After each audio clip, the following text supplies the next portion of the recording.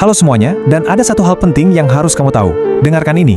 Pernah nggak sih ngerasa bener-bener capek, kayak terkuras habis energinya gara-gara berisiknya ekspektasi sosial, kritik, atau drama sehari-hari yang rasanya nggak ada ujungnya?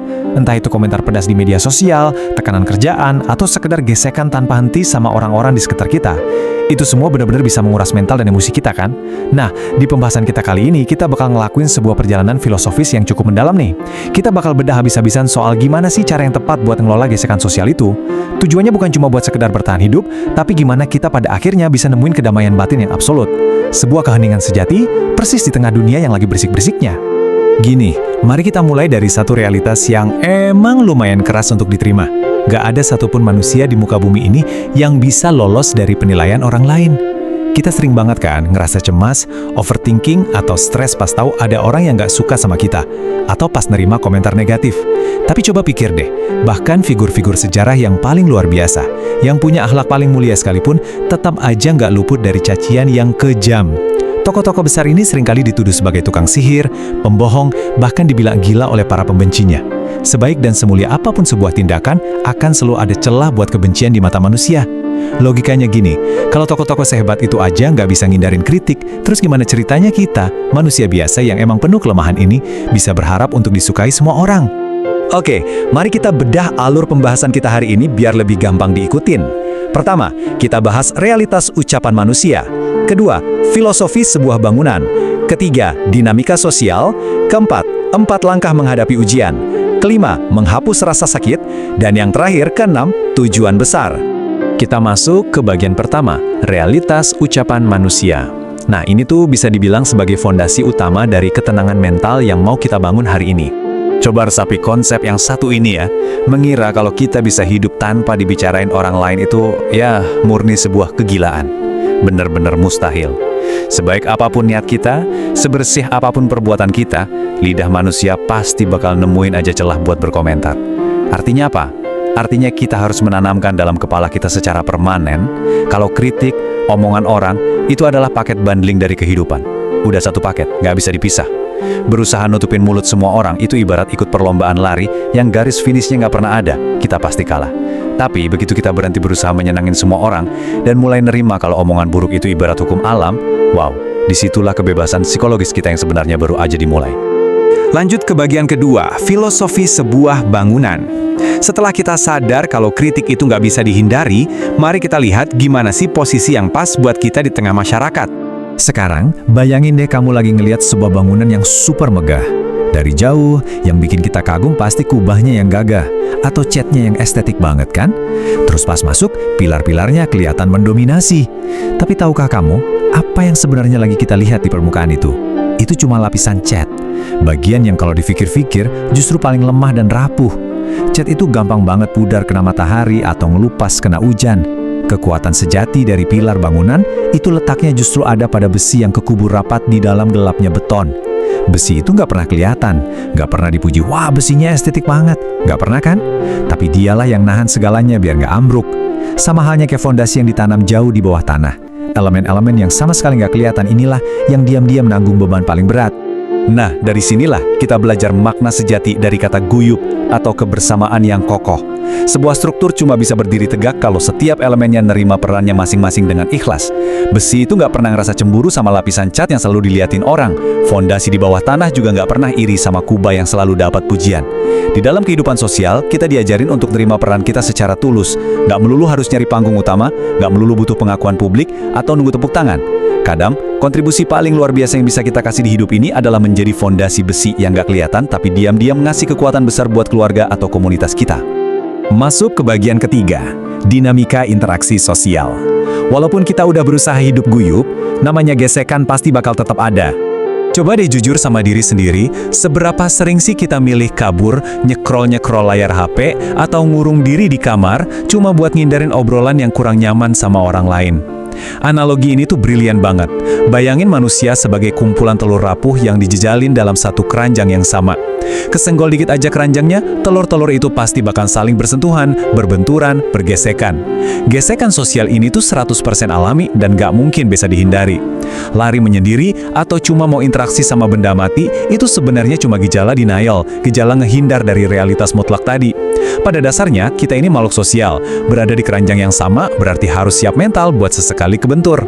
Dan karena kita ini emang manusia biasa yang penuh celah, kesalahan, dan ketidaksempurnaan, itu udah jadi garansi seumur hidup. Makanya, kita justru butuh satu sama lain buat saling ngingetin blind spot atau titik buta kita. Tapi ingat, ada satu aturan emas yang nggak boleh dilanggar. Ngoreksi itu wajib dilakukan di ruang privat. Ngingetin teman di depan orang banyak atau ngumbar kesalahannya di grup chat publik, itu sih bukan peduli namanya. Itu justru serangan langsung yang ngehancurin martabatnya. Menjaga privasi saat ngasih koreksi adalah wujud respek tertinggi. Ini cara paling bijak buat mastiin cangkang telur sesama manusia nggak hancur berantakan gara-gara ego kita. Kita beralih ke bagian keempat, 4 langkah menghadapi ujian. Kalau benturan sosial tadi udah berubah jadi cobaan hidup yang berat, kita butuh kerangka ini. Mari kita bahas 4 tahapan krusial yang harus dilewatin saat badai ujian datang, yaitu ikhtiar, doa, tawakal, dan ridho. Tolong perhatikan baik-baik urutannya ya. Kita tuh wajib banget mulai dengan ikhtiar. Artinya ngerahin semua energi, fisik, dan pikiran buat nyari solusi. Barengan sama kerja keras itu, kita iringi dengan doa. Nah, kalau usaha udah mentok dan doa udah dipanjatkan, barulah kita masuk ke tahap tawakal, berserah diri pada apapun hasilnya nanti. Bahaya banget kalau kita tiba-tiba ngerasa males, ngeskip tahap ikhtiar, terus langsung lompat bilang, ya udahlah, pasrah aja. Seringkali rasa pasrah yang dibungkus pakai dalih spiritualitas itu cuma tameng buat nutupin rasa males kita buat berjuang. Usaha nyatanya nggak boleh di-skip. Dan puncaknya dari semua proses itu adalah rida, alias penerimaan yang mutlak terhadap realitas. Di titik inilah kedamaian sejati itu baru benar-benar bisa dirasain. Kadang hidup kerasa kejam banget, teman-teman pada menjauh, dan kita ngerasa sendirian ngadepin kerasnya dunia. Tapi, kalau kita ngelihat momen penderitaan ini pakai kacamata penerimaan, kita bakal nemuin satu fakta yang bikin merinding. Hilangnya support system atau dukungan duniawi yang sering kita tangisi, itu kadang justru jawaban langsung dari doa-doa kita sendiri. Loh, kok bisa?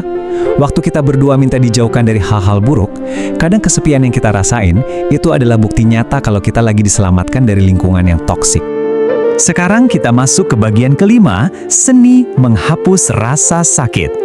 Karena ujung-ujungnya penerimaan mutlak bakal ngebawa kita ke proses yang gak kalah berat, yaitu memaafkan. Poin krusialnya di sini adalah paham apa arti memaafkan yang sebenarnya. Bayangin, kamu lagi jalan ngelewatin pasir pantai yang basah, terus kaki kamu ninggalin jejak yang dalam banget. Tiba-tiba, datang ombak besar nyapu daratan pasir itu. Pas ombaknya surut, permukaan pasirnya balik rata, benar-benar mulus bersih tanpa sisa jejak sedikit pun. Nah, memaafkan tuh gitu. Bukan sekedar bilang, oke udah berlalu, lupain aja. Menghapus rasa sakit itu sebenarnya berlawanan banget sama insting manusia yang bawaannya pengen balas dendam. Makanya proses ini luar biasa sulit. Memaafkan itu ibarat perjuangan ngeratain kembali pasir di dalam hati kita, ngebuang semua bekas luka sampai bersih, tanpa sisa sama sekali. Kalau dibandingin, luka fisik sama luka emosional itu bedanya bumi sama langit. Kalau ada barang yang pecah, kita tinggal lem. Kalau tangan kita kena pisau, ada banyak salep di apotek yang bisa bikin sembuh dalam beberapa hari. Tapi kalau hati yang luka parah karena dikhianati atau dimanipulasi sama orang terdekat, sayangnya nggak ada satupun apotek di dunia ini yang jual obatnya. Nyembuhin luka batin yang nggak kelihatan ini benar-benar pertarungan internal yang sepi dan amat sangat menyiksa. Butuh refleksi diri yang dalam banget, dada yang lapang, dan mental baja biar kita akhirnya bisa ngelepasin bayang-bayang masa lalu secara total. Akhirnya, kita sampai di bagian ke-6, kekuatan tujuan besar. Nah, biar kita nggak gampang tergores sama luka sosial dari awal, kita butuh sebuah perisai pelindung. Logikanya gini, pikiran yang nganggur itu gampang banget disusupi hal-hal negatif. Kalau otak nggak dipakai mikirin hal yang gede, pasti ujung-ujungnya keisi sama keluhan receh, baper gara-gara hinaan kecil, atau ikut-ikutan drama sosial yang nggak ada ujungnya. Coba bandingin sama orang-orang yang punya misi hidup yang besar. Kalau ruang kepalanya udah dipakai habis-habisan buat mikir gimana ngasih makan ribuan orang kelaparan, atau mikirin bangun sekolah buat anak-anak yang kurang mampu, kapasitas mentalnya udah kekunci rapat. Misi monumental kayak gini tuh nyedot seluruh kalori di otak kita, otomatis ngebangun tembok tebal yang bakal ngeblokir semua suara sumbang dan omongan nyinyir dari luar. Boro-boro mau mikirin omongan orang, waktunya aja nggak ada. Jadi, berapa sih ruang yang tersisa di kepala kita buat hal-hal negatif dan drama sosial? Jawabannya cuma satu, Nol. Benar-benar nol. Saat hidup kita udah didedikasikan sepenuhnya untuk sebuah tujuan besar yang fokusnya bukan cuma buat ego sendiri, otomatis nggak ada lagi tempat buat kesedihan yang picisan. Waktu beban tanggung jawab di pundak kita udah sangat besar demi kebaikan orang banyak, kita beneran nggak punya sisa waktu, nggak punya sisa energi, dan udah pasti nggak punya sisa emosi buat ngeladenin orang-orang yang sukanya ngeremehin di belakang. Orang dengan tujuan yang masif cuma bakal ngelihat hal-hal yang dampaknya masif juga. Kesimpulannya, terus-terusan ngindarin manusia itu jelas bukan solusi. Berharap ada kehidupan sosial yang sempurna tanpa celah, itu cuma ilusi yang bikin capek sendiri. Tapi, mengisi setiap sudut pikiran kita dengan visi besar, visi yang saking menyita energinya, bikin semua kebisingan di dunia ini memudar jadi keheningan absolut, nah itulah kunci kebebasan sejati. Jadi, saya mau ninggalin kamu dengan satu pertanyaan penting untuk direnungin. Tujuan besar apa yang bakal sepenuhnya menuhin pikiran kamu mulai hari ini? Temukan misi itu. Jadilah fondasi besi yang gak banyak suara, tapi tak tergoyahkan. Dan temukan kedamaian sejatimu. Terima kasih udah gabung di pembahasan mendalam kita kali ini, dan sampai jumpa di kesempatan berikutnya.